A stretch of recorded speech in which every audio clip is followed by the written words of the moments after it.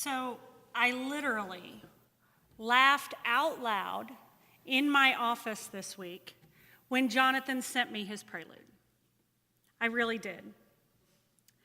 But I want to tell you that I don't want any of you to think that my sermon is about Annie Oakley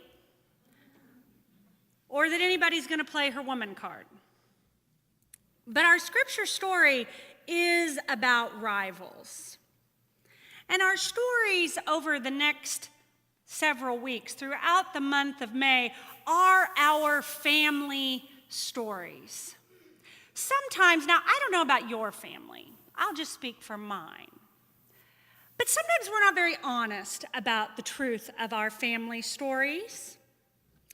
Or, well, you never quite know how big the fish will be in anybody's family story. You're never quite sure when, at least for my daddy, he says, well, let me tell you this one about Shanna Kay. Oh, Lord, where's he going now? And that's sort of what we're doing as we navigate these 10 chapters of Genesis over the next several weeks. We are going to look at some of our beloved family stories.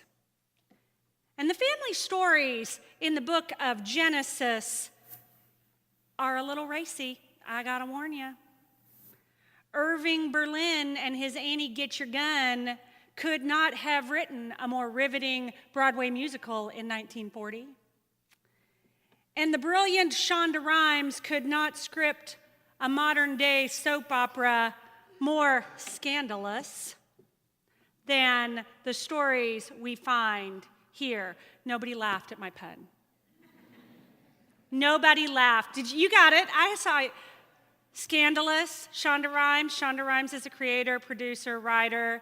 Scandal. Come on, guys. Come on. I'm trying to have some fun here. I'm solo up here. Help a sister out. You can't make this stuff up. You cannot make this stuff up that we are going to read. So each week, you've got them in there. You've got them on the front page of your bulletins. Fair warning as to what the stories are. Now, Aaron just read a short bit of the 27th chapter of Genesis. But the Jacob and Esau story is much longer than that. So I warned you, we're going to have some fun. So I have this little video that Kenyon's going to play for us that gives us a little more of an overarching picture of the entirety of the Jacob and Esau story. And that overarching picture is going to help us to better understand not just our story for today, but where we're headed for the next several weeks. Are we ready, Kenyon? All right, here we go. This is a little video this morning. God's story, Jacob and Esau. So part of God's story is about twin brothers. We got no sound. God's story, Jacob and Esau. So part of God's story is about twin brothers, and it begins like this. Once, there were twins named Jacob and Esau, and they didn't get along. They actually started fighting before they were born. Then during birth, Esau came out first, but Jacob was holding on to his heel. That's not normal, and they even look different. The Bible says Esau's body was covered in so much red hair, it was almost like he had clothes on. Jacob's skin was smooth. Well, they got even more different as they grew up. Esau hunted animals and spent time outside. Their dad, Isaac, was a big meat eater, so Esau was his favorite. Jacob, on the other hand, was a quiet guy who liked to stay indoors. Their mom, Rebekah, liked Jacob the best. The Bible doesn't talk much about Jacob and Esau as kids, but we do know Esau was lucky to be the oldest because he had what's called a birthright. That meant Esau would be in charge of their family, including all their money, land, and stuff. Jacob would probably have to work for his brother Esau, and their dad Isaac would give Esau a blessing, which means Isaac would ask God to take care of his oldest son Esau in an extra special way. Well, you probably think Esau was pretty excited about this, but he wasn't. In fact, one day he gave it up. He'd just returned from a hunting trip. Since he was out killing animals all day, he didn't have time to eat. He came home starving. Jacob was making stew, so Esau said, "Quick, give me some of that stew. I'm very hungry." Now, Jacob was a little sneaky. So he didn't just share the stew with his hungry brother, which would have been nice. Instead, he said, "First, sell me your birthright." And guess what? Esau said yes. It's a little like paying $1 million for a bowl of mushy soup. We don't know why Esau did that, but the Bible says he didn't care about the birthright. But later, when Isaac was really old and about to die, he wanted to ask God to take special care of his firstborn Esau. So he told Esau to go hunting and make him some tasty food, maybe for the last time. Now, Esau wanted the birthright, so he left right away to hunt. Meanwhile, Rebekah had heard Isaac and Esau talking, and remember, Jacob was her favorite. She wanted him to get the blessing. So she did something really sneaky. She told Jacob, "I will prepare tasty food for your father. You take it to your father to eat. Then he'll give you his blessing before he dies." See, Isaac was blind. She was telling Jacob to pretend he was Esau. But there was a slight problem with her plan. First off, Esau was hairy. So if Isaac touched Jacob's smooth skin, he would know the truth. The Bible says Esau had a certain smell too, which might be a polite way of saying he stunk. I mean, imagine how smelly a guy would be if he was always sweating and getting dead animal blood stuck on his clothes and matted in his hairy skin. And this was before deodorant. So even though Isaac was blind, he might smell Jacob or touch his smooth arm and know the truth. Well, Rebekah was sneaky like Jacob. She told Jacob to put sheepskin on his arms and wear some of Esau's smelly clothes. Now Isaac would never know. And even though Isaac wondered why the voice sounded like Jacob, guess what? The trick worked. Jacob got the blessing. Now Esau would have to work for him. As you might imagine, Esau was furious. In fact, Rebekah had to help Jacob run away so Esau wouldn't kill him. What's really crazy about this story is Jacob messed up big time. But he really did get God's blessing. Esau even forgave him later. We don't know why God let this happen, but the truth is we all mess up sometimes, and God still wants us to be part of his story. And that's the story of Jacob and Esau. Now, some of us have a hard time with just hearing something. Some of us are more visual learners. And I am not so naive as to think that you have the greatest grasp on your family tree. So I have helped you. Here is the family tree that we're going to be looking at over the next few weeks. Now, see the little blue boxes at the bottom? You can't read them. I know that. It's okay. You'll be able to read them in a couple of weeks when we get to their story. So Jacob and Esau in this family tree, they are the sons of Isaac and Rebekah. And Isaac, you may remember, was nearly sacrificed by his father, Abraham. Thank you, audience participation. Yes, so these are Abraham's grandsons. And you may remember that God promised Abraham a big old family, as many as the stars in the sky. Now, there was going to have to be some work to do. Now, here's the first thing that I think about when I think about this story, and honestly, about any of the stories that we're going to be looking at over the next several weeks. I read these stories, and I think, these people are crazy. They're a little bit crazy. And the other thing I think is, these people need a good family therapist. We all need a good family therapist. Let's get honest about that. If we're going to be honest about our family stories, we all need a good family therapist.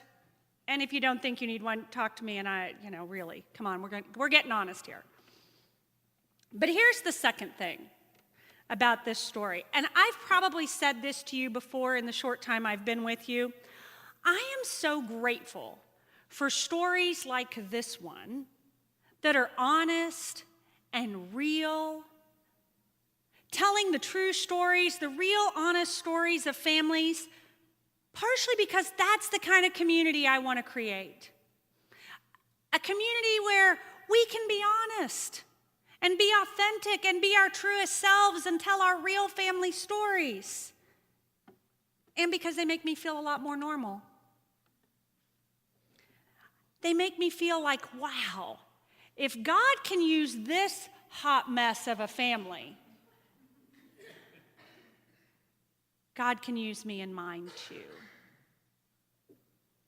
Because these are the great foreparents of the Hebrew Scriptures. These are the great matriarchs and patriarchs of our family tree. And if God can use them, well, then there's hope for you and me. But I got to be honest, this story has always bothered me a little, especially as a mom. These favorites that these parents play doesn't seem very healthy to me. And I've never really understood Rebekah. Now, one part that Aaron didn't read today, and it wasn't in the video, was that when Rebekah was pregnant with these boys, they were fighting even in her womb.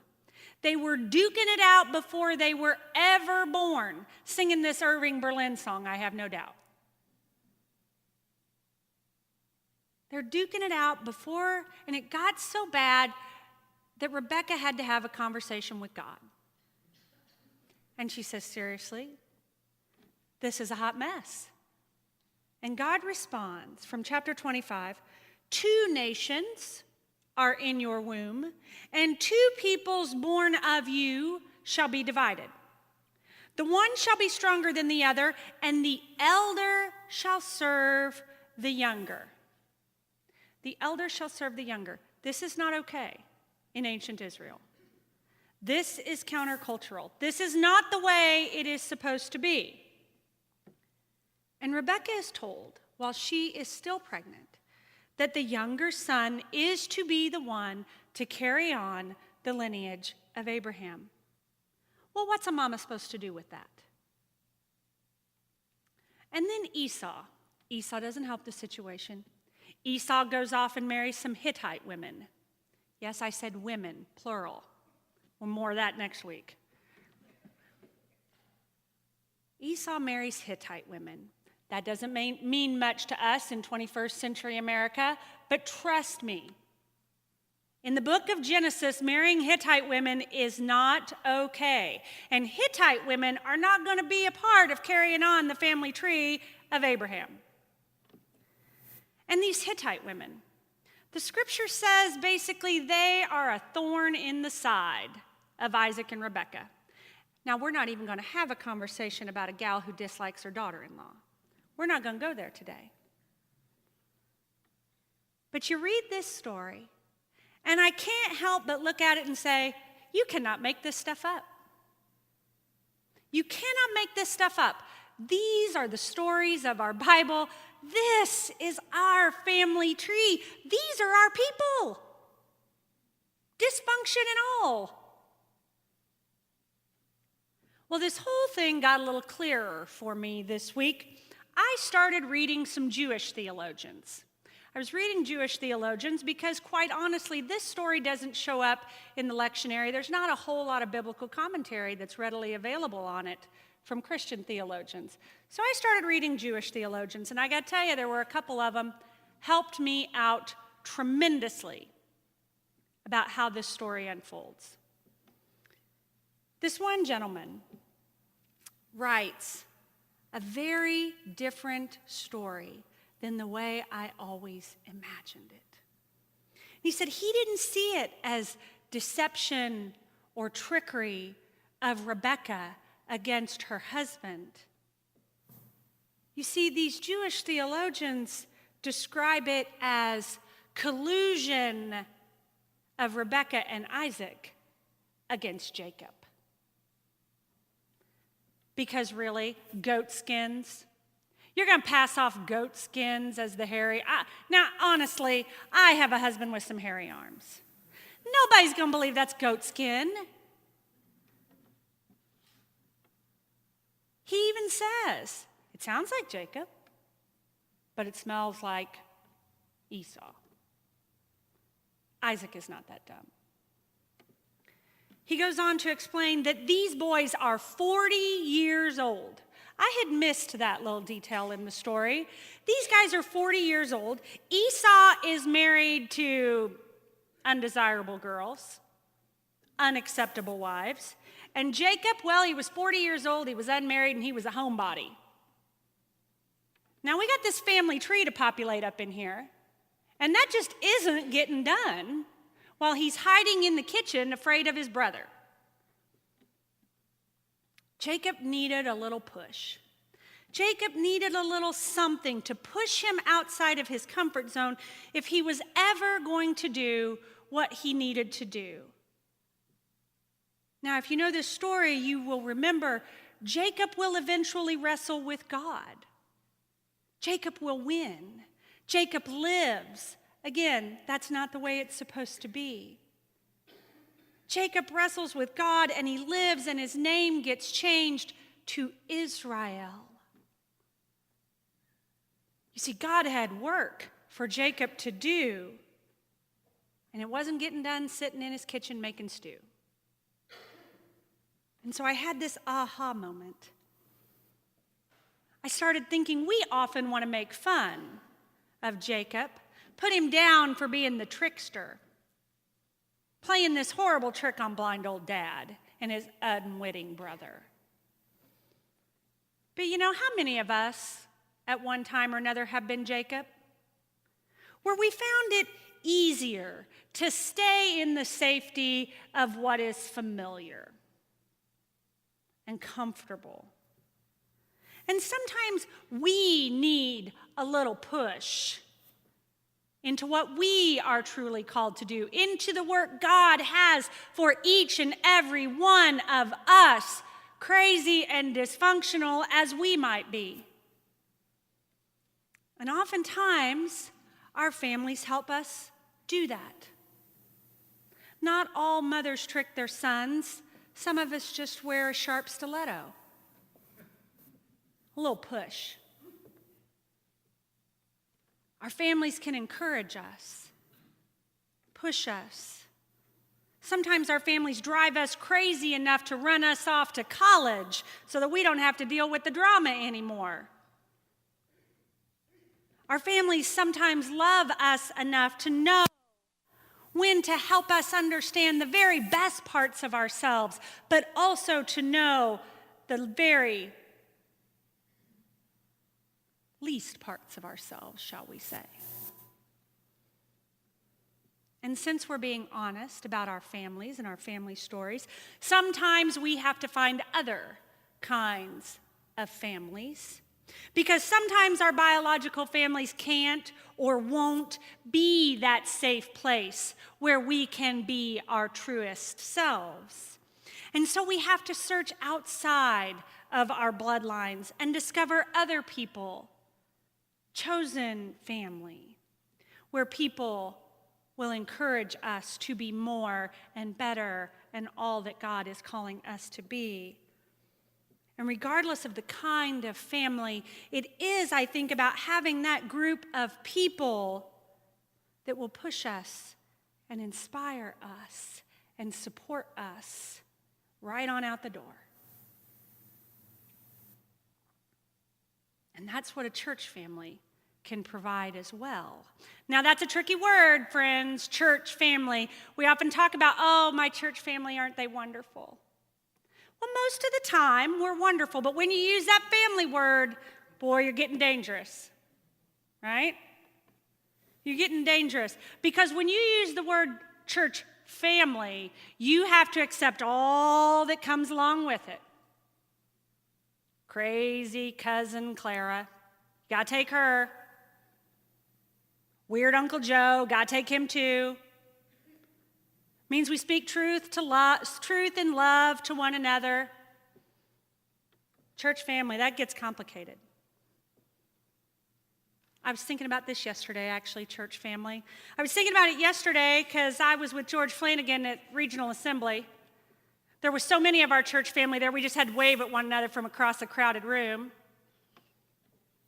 But there we were with our church family. And our general minister and president, Sharon Watkins, was speaking. She was speaking about what might be next for us as the Christian church, disciples of Christ. And our denomination is on this path of praying and dreaming about how God is calling us to be more and better, and what specifically is our work to do as the Christian church, disciples of Christ? What is our work to do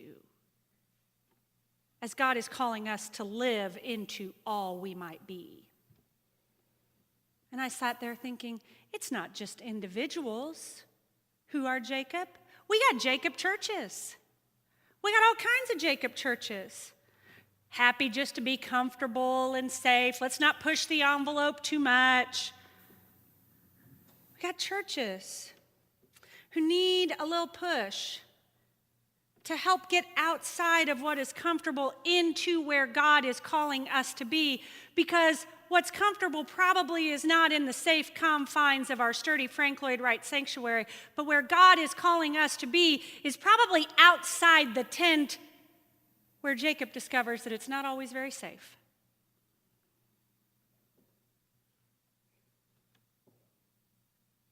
I think about what kind of church God is calling us to be. I've been thinking about that a lot. Jacob needed a little push. He needed a little creativity in his parenting. And in the midst of all that crazy creativity, God shows up. God shows up. And isn't that always the way? When we think this entire situation is a total mess, and Shonda Rhimes ought to bring herself up in here and make a reality television show out of it. A silver lining appears, and that's what's coming for Jacob. That's what's coming over the next couple of weeks. Jacob's going to discover that his crazy, messed up family, they are the matriarchs and the patriarchs of the Hebrew Scriptures. They are the foreparents of our family. And if God will use that, then why would it be any less so for us or for our church? You see, time and again, I read this story and I think you can't make this stuff up. God doesn't work in ways that make sense. God works in the unexpected. God works in surprise and uncertainty and the younger brother. We just have to believe that in the midst of all that craziness, in the motley crew that is God's family tree, that God is ever present. God is ever faithful. And maybe, just maybe, that God will use us. God will use all of God's children. May it be so. May it be so for us.